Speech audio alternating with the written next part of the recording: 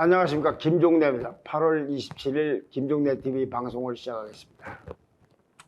권익위원회가 12명의 의혹이 있다고 부동산과 관련해서 지적한 국민의힘의 이 문제를 처리하는 걸 보면 대단히 실망스럽고 대단히 안타깝습니다. 윤희숙 의원 건은 따로 방송을 했고, 그리고 이따가 또 기자회견을 한다고 그러니까 그놈을 보고서 시청자분께서 판단하시면 되고, 지금 이 시간에는 윤희숙 의원을 제외한 다른 문제를 말씀드려볼까 합니다.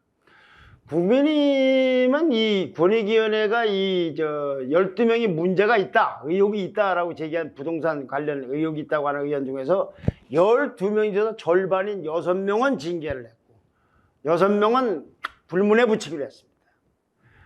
그거는 본인 문제가 아니거나 소명이 충분했기 때문에 그렇다고 합니다. 자, 징계를 받은 6명은 누구냐? 제명 조치된 비례대표 한무경 의원이 있고요. 탈당 요구 처분을 받은 강기훈, 이주환, 이철유, 정찬민, 최준식 의원 등 6명입니다. 징계하지 않기로 한 의원은 누구냐? 안병길, 바로 윤희숙, 송석준, 김승수, 박대수, 백준영 의원들입니다. 자, 그럼 이런 처리가 과연 온당한 것인가? 정권 교체를 지금 하려고 하고 있는 국민의힘으로서 이렇게 처리하는 것이 옳은 것인가? 바람직한 것인가? 그리고 그렇지 않다면 그 후유증은 누구를 향할 것인가? 이런 걸 볼 때 참 답답합니다. 자, 우리가 정권 교체를 생각하면요, 무조건 정권 교체를 위한 정권 교체를 하는 것이 아니라 나라를 거의 막 파탄내다시피 한 이 민주당 정권을 바꿔야 되겠다. 그래서 다른 정권이 들어서야 되겠다. 그럼 대체 정권이 있어야 되겠다. 대체 정권은 어디냐? 민주당이 아닌 국민의힘이다. 그럼 국민의힘 입장에서는 우리가 정권 교체를 해서 나라를 이끌어 갈 테니까 민주당하고는 다른 게 할 테니까 우리를 좀 도와주셔서 우리를 지지해서 정권을 잡게 해달라고 할 거면 민주당하고 분명히 달라야 되는 겁니다. 정권 교체를 위한 정권 교체가 중요한 것이 아니라 이 나라를 파탄낸 민주당 정권과 대체를 하는 건 우리가 대체해서 우리가 정권 교체해서 나라를 잘 이끌어 갈 텐데 우리를 지지해달라. 그러려면 우리는 민주당하고 이렇게 다르게 할 것입니다 라고 하는 걸 보여줘야 된다. 자, 이런 관점에서 한번 보십시오. 특히요, 부동산 문제라는 거는 민주당 정권 실패의 대명사입니다. 온 국민이 지금 이 문제로다가 그냥 아주 너무나 많은 분노와 환도가 나 있고, 특히 젊은 층은 말할 것도 없습니다. 지금 주변에 있는 젊은 층 사람들의 움직임이나 절규를 한번 들어보십시오. 그리고 내년 대통령 선거에서 틀림없이 이 부동산 문제가 거대 담론보다도 현실적으로 누가 어디로 표를 찍을까를 결정하는 핵심 요소가 될 겁니다. 그러니까 국민의힘은 당연히 민주당하고 달라야 되는데, 그래서 민주당보다 내가 잘했냐 못했냐로 볼 게 아니라 젊은 층 국민들 이 부동산 민심을 보고서 내가 행동을 해야 된다. 그것이 민주당하고 비슷해지거나 그러면은 정권 교체해달라는 설득력이 약해지는 겁니다. 아니, 그 당이나 비슷하면 왜 하려고 하냐 이거. 민주당하고 비교할 게 아니라 젊은 층이 뭘 생각하고 뭘 바라는지, 국민이 뭘 바라는지에 맞춰놓고 해야 된다. 이런 관점에서 한번 보시다는 말씀입니다. 자, 우선 국민의힘에 이 문제가 없다고 결론 내린 거. 국가기관인 권익위원회가요, 현지 조사도 하고 본인 소명 절차까지 밟고서도 실체 규명이 어렵다고 해가지고 정보합동특별수사부에 수사를 의뢰한 사안입니다. 이거를 국민의힘이, 우리로서는 권익위로서는 이렇게 문제가 있는데 더 이상 규명 안 되니까 수사로 알아달라고 하고서, 자, 이러이러한 거를 국민의힘도 알으라고 통보를 해줬어요. 근데 국민의힘은 얼마나 신통력이 있는지 7시간 동안 당사자들의 12명의 소명을 듣고서 문제가 없다고 결론을 내렸어요. 물론 권익위 결과만 갖고서 이것이 위법이 있었다고 단정할 수는 없는 겁니다. 결론은 합동수사본부에서 내려야 되지만, 그러나 의혹이 제기된 의원들이 있으면 무조건 전원 일단 제명을 하든지 탈당을 시켜놓고 수사기관에서 혐의가 없으면, 아, 그렇구나, 그러면 다시 들어와라. 이것이 정권 교체를 하려는 국민들에게 우리는 이렇게까지 합니다라고 보여줄 수 있는 모습일 텐데, 거기서 6명은 아무 문제 없다고 딱 재단을 한 겁니다. 국민님이 무슨 재주로 7시간 동안에 몇 달 동안 권익위원회가 하고도 모자라서 수사기관에 넘긴 걸 자기네들은 이 사람은 문제 있다, 이 사람은 문제 없다고 이렇게 단정할 수 있느냐는 의미입니다. 그리고 그것이 옳다 하더라도 정권 교체를 바라는 정당으로 이렇게 해도 되겠느냐 얘기입니다. 이거는 민주당에도 모자라요. 민주당하고 같은 길은커녕. 왜냐? 민주당은 지난 6월에 12명이 연락이 오니까, 명단이 오니까 전원 혐의를 벗고 돌아오라고 그러면서 제명하거나 탈당 권유 처분을 내렸어요. 실제로 집행이 이루어지지 않았지 지도부 차원에서는 그렇게 했다는 얘기입니다. 자, 제명, 비례대표 의원직은 달아줘야 되니까 탈당을 하지 못하게 하고 제명을 했고도 그래서 유지가 되니까 비례대표는 탈당하면 의원직 상실합니다. 그리고 제명을 하면 의원직은 유지가 될 수 있어요. 그래서 제명 형태로 의원직 배치는 달아주고 나머지 사람들에 대해서는 전원 10명 다 탈당해라 하고 권유를 했어요. 근데 국민의힘은 그게 아니고 6명은 아무 문제 없었고 6명만 문제를 삼고 있다. 이러니까 누가 봐도 민주당보다 낮은 거 아닙니까? 정권 교체를 하는 정당이 정권 교체 대상인 정당보다 낮게 하면 어떡하냐 이거지. 이준석 대표는 특히 젊은 36세 대표입니다. 젊은 층의 기대를 느껴서 이번에 대표가 됐는데, 그래서 이제 민주당보다 더 엄격하고 국민 눈높이에 맞게 처리한다는 입장을 여러 차례 밝혀왔어요. 근데 이번에 보니까 더 강한 조치는커녕 가벼운 조치를 내겠다.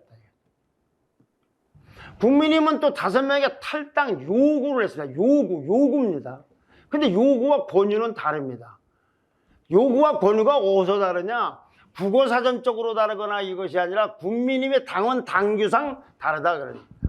국민의힘 당원 당규에 보면 탈당 권유를 하면은 권유를 받았는데 안 했다. 그럼 10일에 자동 제명이 됩니다. 왜 제명하고 이 탈당하고가 굉장히 중요하냐면, 탈당을 하면 나중에 문제가 있더라도 문제만 해소되면 복당할 길이 많이 있습니다. 그런데 제명을 하면 다시 받아들이는데 굉장히 까다롭게 됩니다. 그래서 웬만하면 자진 탈당을 하는 겁니다. 제명할 위기가 오이면은. 그래서 여러 의원들이 민주당도 그렇고 뭐 국민의힘도 이렇게 됐는데, 여기서는 이걸 조치해 놓으면 자동으로 제명이 되기 때문에 탈당 권유를 하지 않고 권유를 요구로 싹 바꿨습니다. 이 요구는 그냥 요구만 돼. 알았어. 그런데 나 안 들어. 그러면 강제력이 없기 때문에 그냥 선언만 하는 거예요. 선언만. 만약에 불응하면은 뭐 윤리위를 구성해서 어떻게 한다고 하지만 그건 믿을 사람 한 사람도 없습니다. 탈당 권유한 건 안 하면 자동 제명인데, 탈당 요구는 안 들어? 그럼 윤리위원회를 만들어서 제명 의견을 하고 조치를 해야 된다고 하지만 그게 다 쉬운 일이 아니라서 믿을 사람 한 사람도 없다는 얘기입니다. 유일하게 제명 처분을 내리는 한무경 의원도 이게 또 제명 처분이라는 것도 문제가 될 수 있습니다. 논란이 될 수 있습니다. 왜냐? 아까 말씀드린 대로 비례대표이기 때문에 탈당을 해야 되는데 탈당을 안 하고 제명 처분했다. 이건 의원직을 유지시키려고 하는 겁니다. 그래서 꼼수를 쓴 거죠. 민주당도 쓰고 있습니다만. 거기에다가요, 이 6명을 징계위원회에서 제외하면서 내놨다는 거 설명은 거의 궤변 수준입니다. 자, 안병길, 윤희숙, 송석진, 윤희숙 의원은 따로 얘기하니까 이제는 안병길, 송석진 같은 이런 의원들을 징계하는 이유가 뭐냐? 해당 부동산이 본인 소유가 아니고 본인이 행위에 개입한 바가 없는 것으로 판단됐다고 그랬습니다. 자, 이 말, 개입한 게 본인 소유도 아니고 이런 거 땅 사는데 개입한 게 아니라고 판단됐다까지를 100% 맞는다 하더라도, 그러면 국민의힘은 왜 애당초에 권익위원회에다가 가족이 문제가 되지 않는다면 가족을 왜 조사해달라고 명단에 포함시켰습니까? 민주당도 그랬지만 국회의원들이 자기 자신만 권익위원회에다가 조사해달라는 게 아니라 직계 존비속을 포함한 가족들도 조사해달라고 그런 거예요. 그래 놓고 조사해서 이렇게 나왔다고 권익위원회가 하니까, 이건 본인이 아니고 본인이 뭐 관련된 거 아니고 본인 소유도 아니니까 관련 없다? 그리고 이제 와서는 저게 연자제처럼 운영돼서는 안 된다? 이런 황당한, 그럼 무엇 때문에 조사하느냐? 황당한 일이다. 그러니까 궤변이라고 하는 겁니다. 또요, 김승수하고 박대수하고 배준영 의원들은 징계하는 이유는 뭐라고 하는 거니? 토지 경위가 습득 경위가 소명됐고 이미 매각됐거나 즉각 처분 의사를 밝혔기 때문에 안 한다고 했습니다. 이것도 참 기가 막힌 일입니다. 이건 블랙 코미디입니다. 매각됐거나 매각할 거라고 하면은 불법 행위가 없어집니까? 제가 남의 물건을 훔쳤는데 훔친 것 자체로 문제가 돼 돌려주면 문제가 안 됩니까? 법을 어긴 건 법을 어긴 건지 그렇게 했는데 그걸 매각했거나 매각할 거라고 해서 행위가 없던 걸로 이것도 정말로 그러니까 전부가 이게 죄별이라는 얘기입니다. 또 다른 관점에서 심각한 문제가 있어요. 지금 12명 중에서 아까 말씀드렸듯이 12명, 6명은 어쨌거나 징계 처분을 지도부 차원에서 한 겁니다. 근데 이 6명 중에 5명이 누구냐? 윤석열 캠프의 직책을 갖고 있는 사람들이에요. 한 사람은 기획본부장 겸 부동산 정책본부장, 한 사람은 홍보본부장, 한 사람은 조직본부장, 한 사람은 국민소통위원장, 한 사람은 산업정책본부장. 6명이 징계됐는데 5명이 특정 캠프의 사람이에요. 그 중에서 몇 명은 스스로 물러났고 몇 사람은 난 절대로 혐의 없다고 지금까지도 그냥 버티고 있습니다. 윤석열 캠프에서는 이 사람들은 아직은 뭐 어떤 조치를 안 하고 있습니다. 또 징계까지는 받지 않았지만 국민으로부터 통보받은 6명. 그 6명 중에서 5명이 과거에 윤석열 총장의 빠른 입당을 촉구하는 성명서에 참여한 사람입니다. 윤석열 총장 쪽하고 가까운 사람이죠. 그러니까 징계받은 6명 중에 5명, 나머지 6명 중에 5명. 이 사람들이 누구냐? 그러니까 합쳐서 10명이죠. 12명 중에 10명이 친윤입니다. 친윤 인사들. 이렇게 보면 이번에 권익위가 통보한 12명의 문제는 어찌 보면 당의 문제일 수도 있지만 대권 주자 관점에서 볼 때는 윤석열 캠프의 문제고 윤석열 총장의 문제입니다. 12명 중에 10명이 이러니까 국민의 문제일 수도 있지만 윤석열 캠프의 문제 또는 윤석열 총장의 문제일 수도 있다. 근데 윤석열 총장은 여기에 대해서 아직까지 딱 부러지는 언급이 없다. 그래서 야당에서는 부동산 캠프니 떴다방 캠프냐고 비판을 하고 있습니다. 이러면 여당에서 이렇게 하고 있는데 여당의 비판을 떠나서 이 12명 중에 10명이 친윤이고 그 중에 5명이 캠프에 구성하고 있으면 난 캠프를 완전 재구성해야 될 것 같아. 그래도 모자랄 것 같은데 어제도 그제도 그런 일은 없고 캠프를 그냥 계속 키우기만 하고 있습니다. 무분별한 영입이 논란이 돼갖고 여러 차례 문제가 되는데 그러고 있습니다. 근데 윤석열 총장은요, 지난 6월인가 5월인가 LH 투기 의혹이 시끄러웠을 때 공적 정보를 도둑질해서 부동산 투기를 하는 건 망국의 범죄라고 하면서 특검까지 주장했던 사람이에요. 그리고 게다가 장모는 지금 부동산 관련 혐의로 재판을 받고 있어요. 전제는 이렇습니다. 제가 이준석 대표를 특별히 겨냥해서 다른 문제 때문에 비판하려거나 윤석열 총장을 비판하려고 하는 건 전혀 그런 생각 없습니다.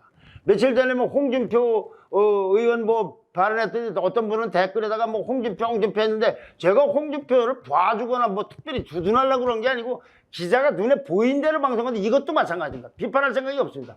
정권 교체를 하려고 하면 민주당하고는 뭐가 달라도 이 국민의힘은 확실히 좀 다른 정당에 관한 감동이 있거나 충격적인 뭘 해놔야 될 텐데 이번에 부동산 문제를 보니까 민주당이 하는 것보다도 못하고 말도 안 되는 걸로도 뭐 하기를 뭐 궤변을 넘어서 일부는 그나마도 또 솜방망이 처벌도 안 하고 그리고 12명 중에서 10명이나가 특정 캠프와 관련이 있는 것 같거나 친윤인데 거기에 대해서 별다른 얘기가 없고 이런 식으로 대응하면 아니면 둘이 모종의 타협을 했다면 이준석 대표와 윤석열 총장 간에 정말로 앞으로 어려워질 것 같아서 안타깝습니다.